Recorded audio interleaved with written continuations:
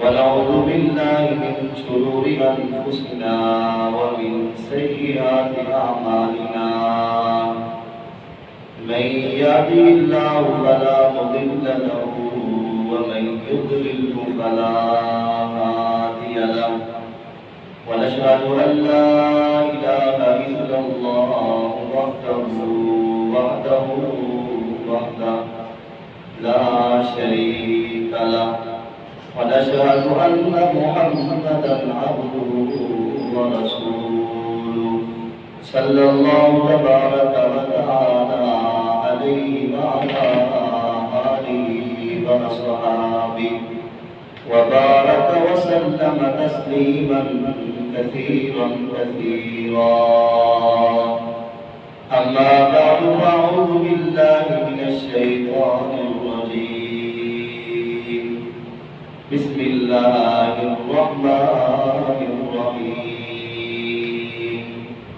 إنا أعطيناك الكوثر فصل لربك وانحر إن شانئك هو الأبتر قال النبي صلى الله عليه وسلم من كان له سعة لم يزكي فلا يقربن مصلانا صدق الله وصدق رسوله النبي الكريم ونحن على ذلك لمن الشاهدين والشاكرين والحمد لله رب العالمين. بزرگان محترم،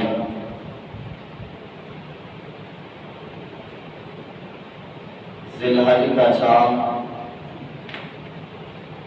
نظر آنے میں چند دن ہی باقی ہے، تو ذی الحج کی مناسبت سے جو کہ مسلمانوں کے لیے ایک بہت ہی اہم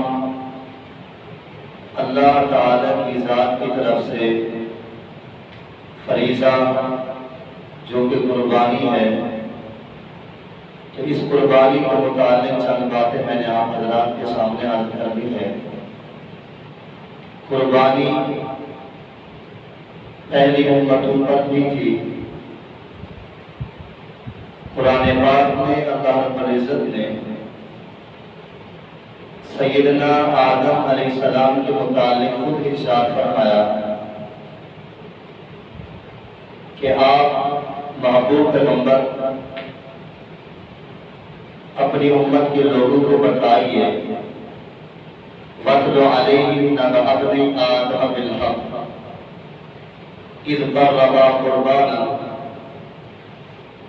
اللہ رب العزت نے فرمایا کہ آپ پڑھیں ان کے سامنے یہ واقعہ کہ حضرت آدم علیہ السلام کے دو بیٹوں نے قربانی کی، ان میں سے ایک کی قربانی اللہ رب العزت نے قبول کر لی، دوسرے کی قبول نہ کی۔ تو مفسرین کرام نے لکھا ہے پہلی امتوں کے اوپر بھی قربانی ہوا کرتی تھی، لیکن اس کی مختلف صورتیں تھیں۔ مستقل طور پر پھر جو قربانی کا سلسلہ شروع ہوا وہ سیدنا ابراہیم علیہ السلام سے شروع ہوا کہ ان کے حکم ہوا بیٹے کی قربانی کا، پھر بیٹے کی وجہ سے اللہ رب العزت نے اس کو تبدیل کر کے چوپائے جو حالات جانور ہیں ان کے اوپر کر دی، تو ان کے لیے اللہ رب العزت نے جنت سے دمبا منگوایا۔ پھر آگے آنے والی امتوں کے لیے حضرت ابراہیم علیہ السلام کی طرف قربانی کی نسبت کر دی۔ مفسرین کرام نے لکھا ہے کہ اگر حضرت ابراہیم علیہ السلام نے اس طرح اپنے بیٹے کی قربانی کی اور اس کو قربان کرنا چاہا، اللہ رب العزت نے جنت سے دمبا بھیج دیا۔ اگر یہ بیٹا اسماعیل ذبح ہو جاتا، باپ کے ہاتھوں بیٹے کی قربانی ہو جاتی، تو آگے آنے والی تمام امت کے لیے جو والد ہے، والد کے لیے ایک بیٹے کو ذبح کرنا ضروری ہوتا۔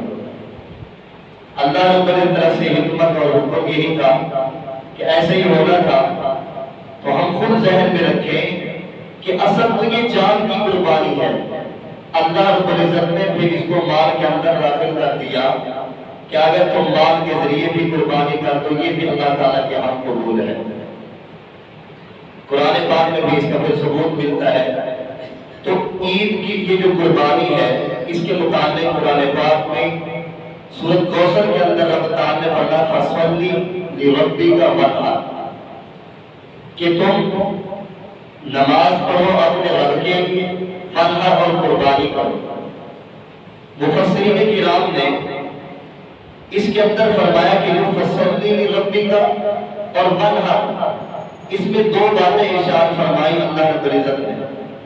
فصلی لربک میں اس سے عید کی نماز مراد ہے، اور اس کے ساتھ وانحر کا جملہ فرمایا اور قربانی کرو، تو اس سے مراد وہی عید کے بعد قربانی ہے۔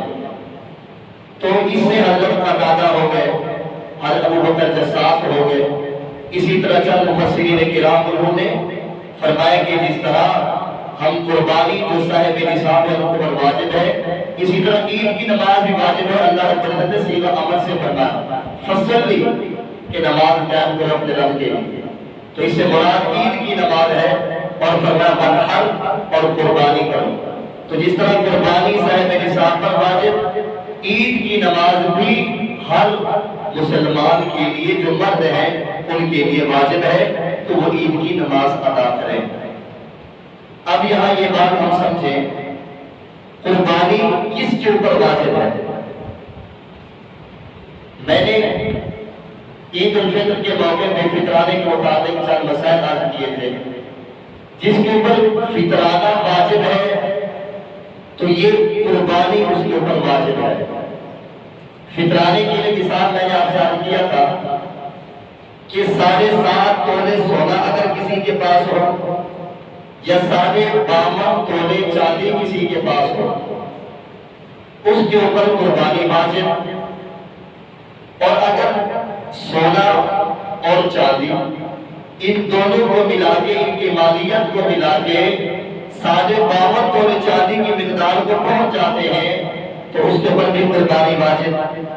یا ان کے پاس سونا چاندی نہیں ہے، صرف مالیت ہے، پیسے ہیں ان کے اوپر پاس، تو اگر کسی کے پاس اتنی مالیت ہے کہ جو مالیت کی مقدار 52 تولے چاندی کی مقدار کو پہنچ جاتے ہیں، اس کے اوپر بھی قربانی واجب ہے۔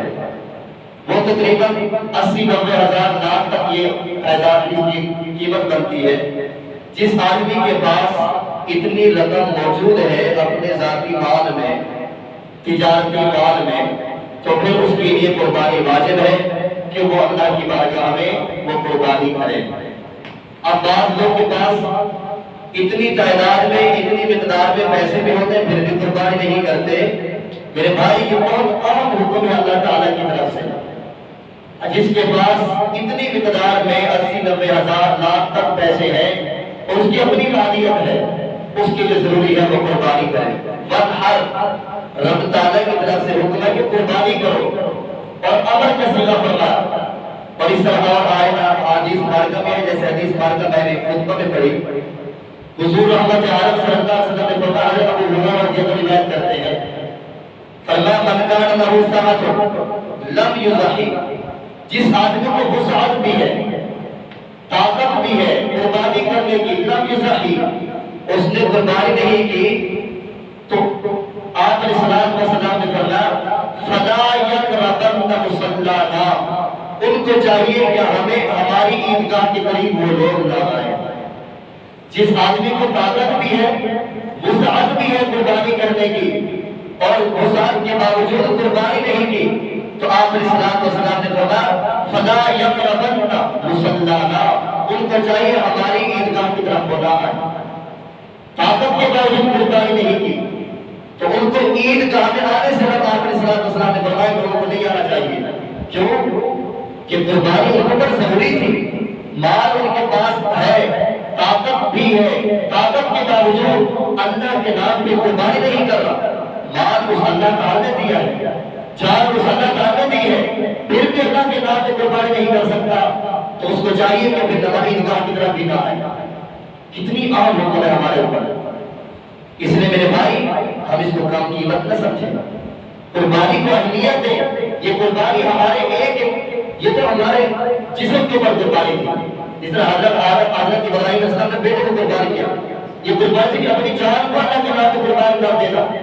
یہ تو اللہ تعالیٰ کی طرف سے ایمان والوں کے لیے کتنی بڑی حکمت اور نرمی کی بات ہے کہ اللہ تعالیٰ نے فرمایا کہ میرے بندہ تو چند پیسے لگا کے میرے نام پہ جانور لے کے میرے نام پہ ذبح کر دے تو وہ کہ میں تیری جان کی طرف سے اس قربانی کو سمجھوں گا. حدیث پاک میں آتا ہے حضور رحمت عالم صلی اللہ علیہ وسلم نے فرمایا, سیدہ عائشہ صدیقہ رضی اللہ عنہا روایت کرتی ہے اور صحابہ کرام سے بھی روایت ہے, فرمایا کہ ابھی اس جانور کے جسم سے وہ قربانی ہم کرتے ہیں چھری چلاتے ہیں اور خون نکلتا ہے, فرمایا کہ جو اللہ کے نام پہ ہم نے قربانی کی اور جسم کے اس جانور کے گردن سے خون نکلا, فرمایا کہ زمین تک پہنچنے سے پہلے جو قربانی کرنے والا ہے اللہ تعالیٰ اس کے سارے گناہ معاف فرما دیتا ہے. کتنی خوش نصیبی ہے, سارے گناہ معاف فرما رہے اللہ تعالیٰ کہ اللہ کے نام پہ ہم نے ایک جاندار کو کیا کر دیا, ذبح کیا اور اس کے ذبح کے جو خون نکلا فرمایا اس کا قطرہ ابھی تک زمین پہ نہیں گرا. رب تعالیٰ اس قربانی کرنے والے کے سارے گناہ معاف کر رہے ہیں. کتنی بڑی رب تعالیٰ کی طرف سے رحمت ہے. اس لیے میرے بھائی ہم اس کو عام نہ سمجھیں, بہت بڑا عمل ہے یہ جو قربانی والا ہمارے اوپر آ رہا ہے. جس کے پاس اتنی مقدار میں پیسے موجود ہیں ان کو چاہیے کہ وہ ضرور قربانی کرے اور قربانی کرنی چاہیے. اور قربانی کے متعلق چند باتیں کا بھی آسان کر دوں. قربانی کے لیے ہم جو جانور لیں, نمبر ایک وہ صحیح اور تندرست ہو, زیادہ پیسوں والا بھی نہ ہو, بالکل گھٹیا کم قیمت بھی نہ ہو, معتدل درمیانی متوسط قسم کا جانور ہو جو ہم اللہ کے نام پہ ذبح کرنا چاہتے ہیں. اللہ رب العزت نے کسی پہ سختی بھی نہیں فرمائی, یعنی درمیانی قسم کا ہو, زیادہ مہنگا ہو. اگر کسی آدمی کی طاقت ہے زیادہ آدھا دینے کی تو اس کو بڑا دیا اپنی طیب نفس سے خوشی سے وہ قربانی کر سکتا ہے, کوئی حرج نہیں ہے. وگرنہ ہم عام مسلمانوں کے لیے درمیانی قسم کا جانور ہونا چاہیے. درمیانی قسم کا جانور ہو جو اللہ کے نام پہ ہم ذبح کریں, زیادہ دبلا بھی نہ ہو کہ اس کے جسم میں گوشت بھی نہ ہو, اور زیادہ آڑا ہو کہ آدمی کو لینے کی بھی طاقت نہ ہو. تو آپ نے السلام نے فرمایا کہ درمیانے قسم کا جانور ہو کہ آدمی کے اعتدال سے اس جانور کو لے اور اللہ کے نام پہ قربانی کرے. اور اگلی بات, جانور میں یہ ایک چھوٹے جانور ہیں پھر اسی طرح بڑے جانور ہیں. نمبر ایک بکرا بکری, دمبا دمبی, بھیڑ اور مینا, یہ چھوٹے جانور ہیں.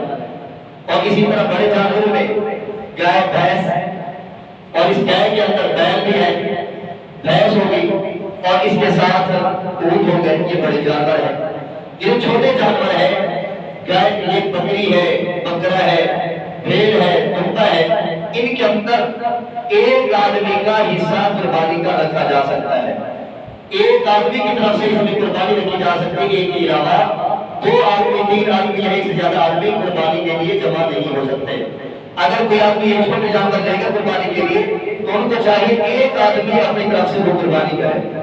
بکری میں مینا لیا, دمبا لیا تو ایک آدمی کی طرف سے وہ قربانی ہوگی, ایک سے زیادہ اس میں جمع نہیں ہو سکتے.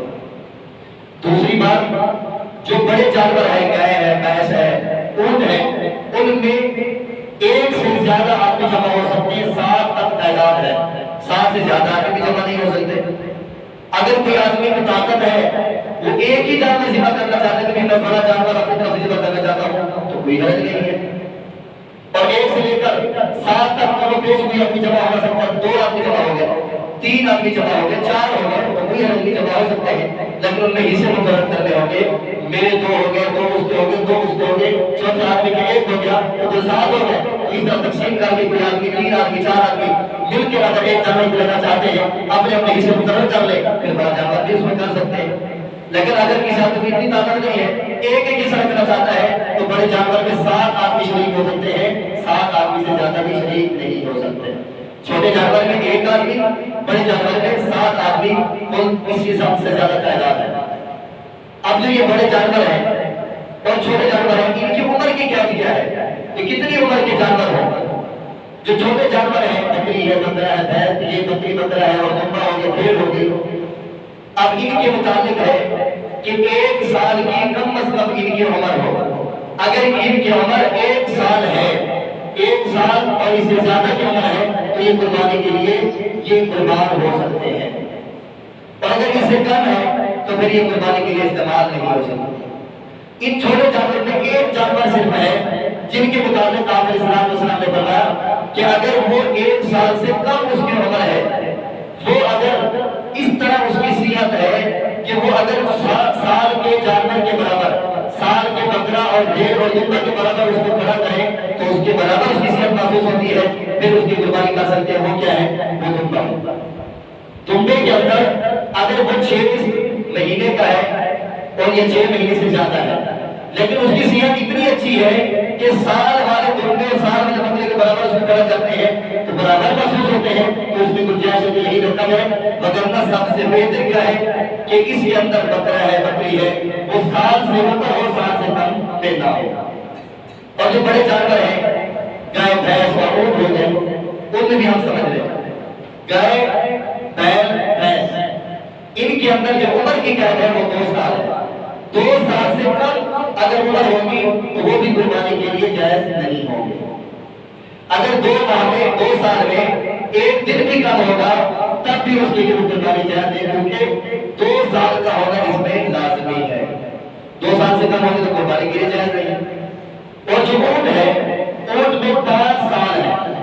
اگر 5 سال کا اونٹ کوئی آدمی قربانی کے لیے لینا چاہتا ہے تو اس کے لیے کیا ہے، اس کی عمر دیکھنی ہوگی کہ کم از کم اس کی عمر 5 سال ہو۔ 5 سال سے زیادہ ہو، کم نہ ہو، 5 سال سے کم ہوگی تو قربانی جائز نہیں ہوگی۔ تو چھوٹے جانوروں میں بکرا، بکری اور دمبا، دمبی اور بھیڑ میں کتنی عمریں؟ 1 سال کم از کم۔ اور جو گائے اور بھینس ہے اس میں کم از کم 2 سال۔ اور جو اونٹ ہے، اونٹ کی ہے، اس میں کم از کم 5 سال۔ اور یہ جو کہتے ہیں کہ دمبا ہو، دانت ٹوٹے ہوئے ہو، اس کے مطابق مسئلے کے طرح اس میں کوئی شرط نہیں ہے، اس میں کوئی شرط نہیں ہے، لیکن لازمی طور پر یہ ہونا چاہیے کہ اس کی عمر پوری ہو۔ جو بیچنے والے ہیں ان کو بھی چاہیے کہ وہ جو دھوکہ دینے والے لوگ ہوتے ہیں نا، وہ دھوکہ ہر حالت میں دے دیتے ہیں، چاہے عمر کام بھی ہونا پھر وہ دھوکہ دے دیتے ہیں، وہ دانت توڑ دیتے ہیں اور جب دیکھو دانت ٹوٹے ہوئے دھندہ پڑا نہیں، دیکھنے والے، لینے والے آپ کو دانت ہی دیتے ہیں، وگرنہ دینے والے آدمی کو چاہیے کہ وہ بھی گناہگار ہوں گے اگر وہ دھوکہ کریں گے وکاری، کہ ان کو چاہیے کہ پوری عمر کا جانور وہ اس کے اندر منڈی کے اندر فروخت کریں گے جس کو دینا چاہے، اس سے کم عمر کا نہ دیں۔ وگرنہ اگر وہ دیں گے تو لینے والے اس کو پتہ نہیں ہے بیچارے کو، اس نے اس کو پارا سنبھالا نہیں ہوگا، تو جو لینے والا ہے اگر وہ اس طرح کا دے دے گا تو وہ خود گناہگار ہوگا، لینے والا گناہگار نہیں ہوگا۔ اس لیے یہ چند میں نے آپ سے باتیں آج کی ہیں۔ اس طرح آپ یہ بات سمجھیں کہ جو جانور تھوڑا ان کے اندر نقائص ہوتے ہیں، معذوریاں ہوتی ہیں، چند باتیں اس حوالے سے بھی سمجھ لیں۔ اگر کچھ باتیں رہ بھی جائیں تو جو آدمی مسائل اور کچھ بچائے کچھ کے بعد یا پھر بھی وقت پوچھ سکتے ہیں۔ اگر کوئی جانور ایسا ہے جو پاؤں سے معذور ہے، ایک ٹانگ اس کی معذور ہے، باقی 3 ٹانگیں اس کی ٹھیک ہے، لیکن وہ جو ایک ٹانگ معذور ہے وہ زمین پہ رکھتا ہے لیکن لگڑا کے رکھتا ہے، رکھتا ضرور ہے، آسرا لے کر چلتا ہے، تو ایسے جانور کی قربانی جائز ہے۔ اگر یہی ایک پاؤں سے لگڑا جانور اگر یہ اتنا معذور ہے کہ اس چوتھی ٹانگ زمین پہ رکھ بھی نہیں سکتا، صرف 3 ٹانگ کے سہارے سے چل سکتا ہے، تو پھر ایسے جانور کی قربانی جائز نہیں ہے۔ تو 2 باتیں کی، اگر چوتھی ٹانگ اتنی معذور ہے کہ سہارا لے کر چل سکتا ہے اس ٹانگ سے تو اس کی قربانی جائز ہے۔ اگر اسے سہارا بھی نہیں لے سکتا، وہ ٹانگ اتنی معذور ہے زمین پہ رکھ بھی نہیں سکتا، صرف 3 ٹانگ کے سہارے سے چلتا ہے، ایسے جانور کی قربانی جائز نہیں ہے۔ دوسری چیز سمجھے، اگر ایک جانور ایسا ہے جو آنکھ سے کالا ہے، ایک آنکھ بھی اگر اس کی کالی ہے اور یا پھر اس کی ایک آنکھ سے نظر بھی نہیں پڑتی ہے، دونوں ایسے ہیں، تو ایسے جانور بھی قربانی کے لیے جائز نہیں ہے۔ تیسری بات ہم سمجھیں، سینگ والا جانور، آپ دیکھیں سینگ بھی نہیں کی، سینگ بھی تو ہوتے ہیں۔ اب اگر ایک جانور ایسا ہے جس کے سینگ صحیح ہے لیکن پیدائشی طور پر اس کے سینگ ہے ہی نہیں یا سینگ چھوٹے ہیں، تو تو ایسا جانور بھی قربانی کے لیے جائز ہے، کیونکہ اس کو کوئی پیدائشی طور پر سیکھ نہیں ہے یا پھر ہے تو چھوٹے ہیں تو یہ عیب کی بات نہیں ہے، ایسے جانور قربانی کے لیے جائز ہے۔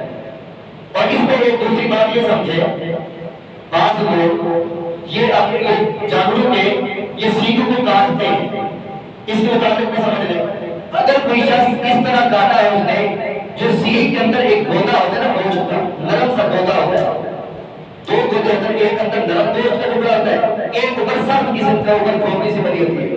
اس سینگ کی وہ جو سخت قسم کی ہوتی ہے اگر وہ کھوپڑی ساری کو تک بھی جائے لیکن اندر کا گودا صحیح سالم ہے پھر بھی وہ قربانی کے لیے جائز ہے، لیکن اگر اندر کا گودا بھی متاثر ہو گیا وہ جو نرم گوشت ہے وہ بھی تھوڑا سا کٹ گیا یا کچھ کٹ گیا یا سارا کٹ گیا تو ایسا جانور بھی قربانی کے لیے جائز نہیں ہوگا۔ ایک اور مسئلہ بھی ہم ساتھ سمجھ لیں کہ جو جانور آپ دیکھیں بکری ہے، گائے ہے، بھینس ہے، اونٹنی ہے، یہ دودھ دیتے ہیں۔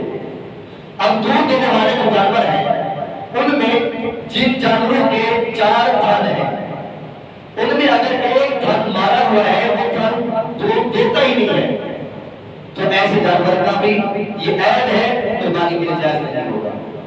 اور اگر دوسرا اس کا تھن بھی متاثر ہے، ایک بھی اس سے دودھ نہیں آتا اور دوسرا بھی متاثر ہے تو پھر کیونکہ 2 ہو گئے نا، اب ایسے کے لیے کیا ہے قربانی کرنا جائز ہے۔ میں یہ مسئلہ دوبارہ سمجھو، شاید میں نے غلط نہ بتا دیا کہ جو 4 تھن والے جانور ہیں، بھینس ہے اور اسی طرح گائے ہے اور اسی طرح اونٹنی ہے، اگر ان میں ایک ان کا تھن مارا ہوا ہے باقی 3 تھن ٹھیک ہے تو یہ قربانی کے لیے لگ سکتا ہے، اگر ایک سے زیادہ اس کے تھن متاثر ہے تو یہ قربانی کے لیے جائز نہیں ہے۔